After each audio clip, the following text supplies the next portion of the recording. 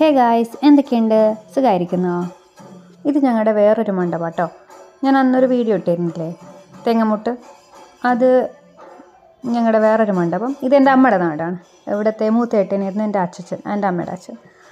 അച്ഛൻ്റെ കാലശേഷം ഇപ്പം മാമനാണ് ഇവിടുത്തെ മൂത്തേട്ടൻ. ചെട്ടിയന്മാരെന്ന് പറയുമ്പോഴത്തേക്കും അമ്പലത്തിൽ ഇവിടെയുണ്ട് നമ്പൂരി. അപ്പോൾ നമ്പൂരിയെ പോലെയല്ല, അതിനെ തൊട്ട് താഴെയുള്ള ആൾക്കാരാണ്.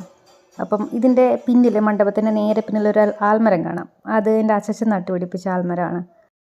അപ്പോൾ അന്ന് മണ്ഡപത്തിൽ പ്രതിഷ്ഠ അതിനായിരുന്നു. കൂട്ടത്തിൽ നിറമാല അടിയന്തരമൊക്കെ ഉണ്ടായിരുന്നു. അപ്പം അന്ന് തുലാഭാരം തൂക്കലും ഉണ്ടായിരുന്നു. വർഷങ്ങൾക്ക് മുന്നേ എൻ്റെ അമ്മ നേർന്നൊരു തുലാഭാരമുണ്ട്. അത് പല കാരണങ്ങൾ കൊണ്ടും മുടങ്ങിപ്പോയി. അങ്ങനെ ഇത്തവണ അത് സംഭവിച്ചു. അപ്പം രാവിലെ പൂജാരി വരാൻ നേരം വൈകിയതിനാൽ ബാക്കിയുള്ള എല്ലാ പരിപാടികളും നേരം വൈകി. അതുകൊണ്ട് അപ്പം വാങ്ങാനൊന്നും ഞങ്ങൾ നിന്നില്ല. ഒരു അപ്പം കിട്ടും മണ്ഡപത്തിൽ നിറമാലയുള്ള ദിവസം.